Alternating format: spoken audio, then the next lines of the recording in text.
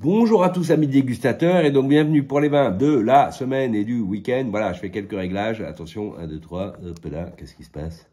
Voilà.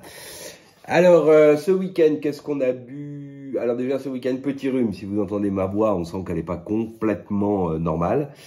Donc, bon, je vais pas m'étendre. J'avais un peu, je pouvais goûter un peu. Mais c'est sûr que j'étais pas au niveau d'habitude, ce qui m'avait empêché de boire de très jolis vins, à commencer par ça. Ce Gewürztraminer Wallembourg 2019 du domaine Paul Ginglinger, donc de Michel.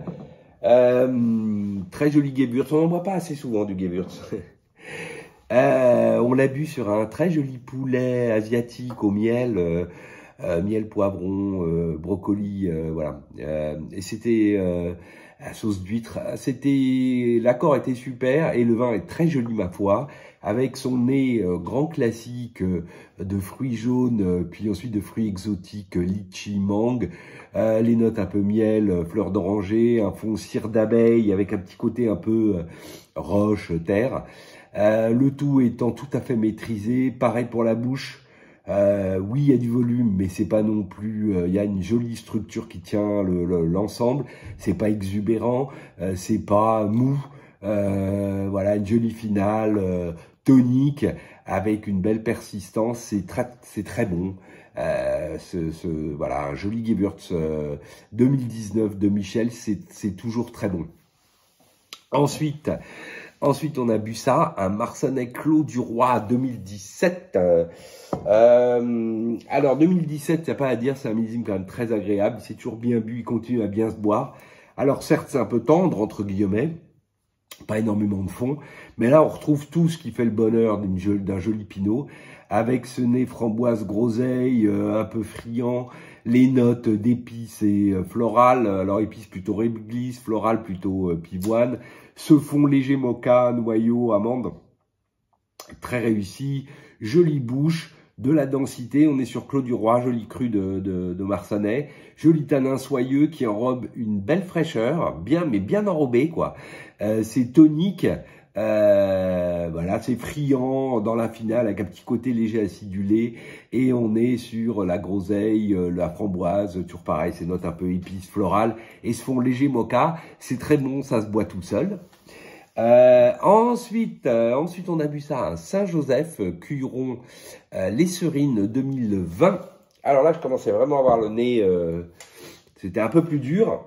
C'est pour ça d'ailleurs que j'ai été ouvert du coup un 2020. Parce qu'évidemment, comme les 2020 sont très puissants, et assez exubérants, là j'avais quelque chose au nez avec un cassis acidulé.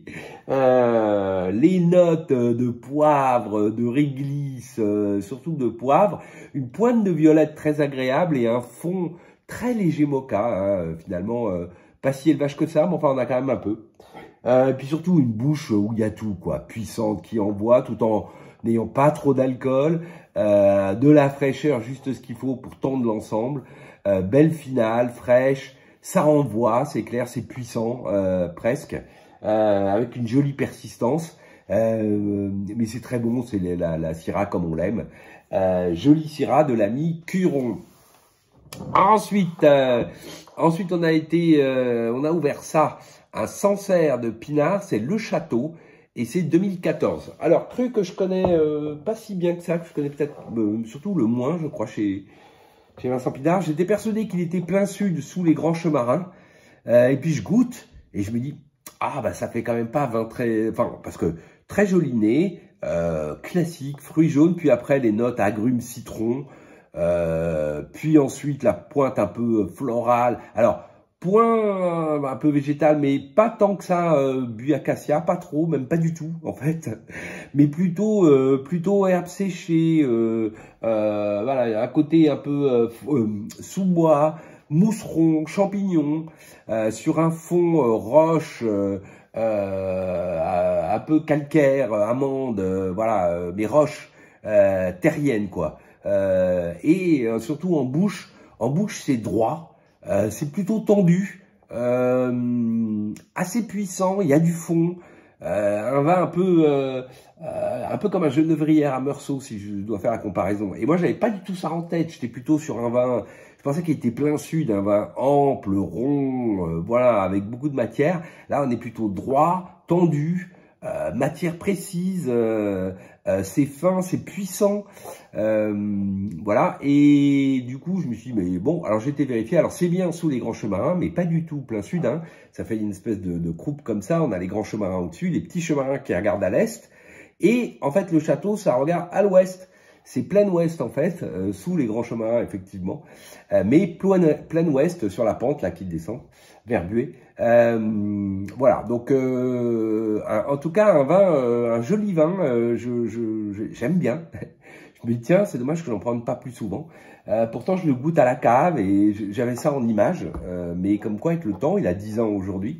Le vin s'affine entre guillemets, en tout cas se fortifie, prend cette belle colonne droite tout du long. Voilà, joli vin que ce château. Et puis pour finir, sur le traditionnel agneau pascal, on a ouvert ça, un traditionnel Bordeaux. Alors je n'ai pas pris un Pauillac, parce que vu l'état de mon nez, j'avais quand même de jolis Pauillac. Je me suis dit, bon, hein, on va quand même éviter. Donc j'ai pris un Bordeaux, donc un Margaux, Château d'Ur-Fort-Vivien, c'est un joli Margaux, mais dans le millésime 2013, pas un grand millésime. Et ma foi, eh ben, écoutez, c'était très bon, c'est très bon sur évidemment l'agneau. Et ce Margaux de petit millésime, bah, ça reste bon, un joli nez, cassis compoté, les belles notes un peu, alors un peu poivron rouge grillé, un petit côté quand même un peu végétal, hein, c'est sûr. Ensuite, on a plutôt le côté graphite, bois précieux sur un fond vraiment de chocolat. Avec mon nez là, tel qu'il est, j'ai mis le nez dessus et je me dis, waouh, ça fait cassis et chocolat, ça se passe un peu forêt noire par moment, le gâteau forêt noire. Ensuite, on a une bouche. Oui, alors elle est charpentée, droite, il y a de la fraîcheur, c'est bien enrobé par des tanins qui sont presque soyeux. Alors, par des tanins ronds, j'ai dit presque soyeux, mais non, parce que en finale, ça effectivement, ça accroche un peu, c'est un peu sec. Ça, voilà, on sent que ça, c'est pas top, top maturité comme on dit. Voilà, mais avec une persistance intéressante, toujours sur ce côté cassis un peu compoté, c'est assez friand la finale. Alors certes l'empreinte accroche un peu, donc comme je disais, mais une jolie persistance. On oscille entre le poivron rouge, les notes d'épicerie glissées, le petit côté un peu bois précieux et ce fond très chocolat. Voilà. Alors un week-end pascal, bah plutôt agréable, bien que, voilà, comme vous l'avez compris, j'étais pas au top moi, mais les vins, eux, étaient finalement pas si mal. Allez, je vous souhaite à tous une belle semaine et je vous dis à la semaine prochaine. Salut.